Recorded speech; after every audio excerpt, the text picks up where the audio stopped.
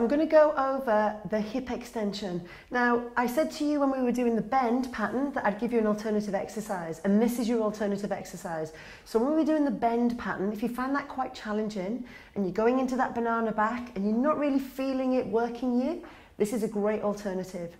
This is great for your bum, guys and girls. This is an awesome bum exercise, but it also trains the posterior chain, your hamstrings, your lower back.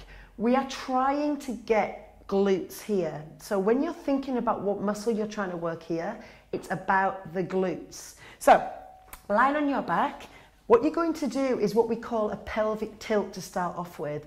So you're literally going to try and tuck your tailbone underneath. I'll show you what that looks like again. Tuck your tailbone underneath and have the intention of doing this first.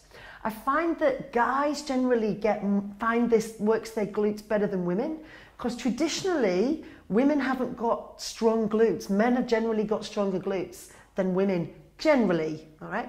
So it's really important, not just for looking great in jeans, ladies, to have tight buns or glutes, but also from a movement pattern phase. If your glutes don't fire correctly, then other muscles are going to take over when you're doing your squats, your lunges, etc. And it's almost like a bit of a quest for me because I don't have the most strongest of glutes. So this is a favorite exercise of me. I'm constantly on it and doing it so that I can get strong glutes so that all of the muscles fire correctly when I do the other exercises. So I'll show you what it looks like.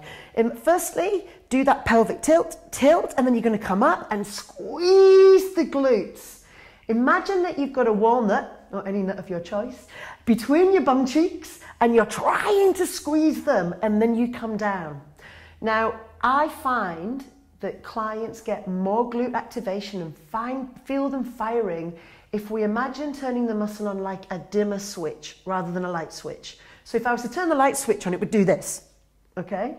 If we do that quite quickly, what I find happens is that the lower back muscles or the hamstrings will take over and the glutes don't fire as much. So rather than turning the light switch on, turn the dimmer switch on and then intensify the light switch when we get to the top. I'll show you what I mean. So I'm going to do my pelvic tilt and I'm going to slowly dimmer switch, squeeze, and then come down. And I go again, pelvic tilt, up, squeeze, and then come down.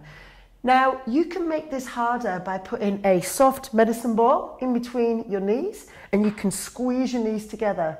You can also make it harder, now this is quite advanced guys, by putting some sort of resistance here. Just be careful with that because if you do that and you find that the lower back and hamstrings are firing more than the glutes, you might as well go back to the body weight. And I've been training a long time and I still do body weight ones on this rather than have weight because I find it works the glutes more. So you can tell this is a bit of a passion of mine with glutes, right? All right, so I'm here. I'm going to do the pelvic tilt, and I'm going to turn the light switch on, come up, and I'm going to squeeze those glutes. Then I'm going to come down, tap, pelvic tilt, up, squeeze the glutes, and come down. And that is the hip extension.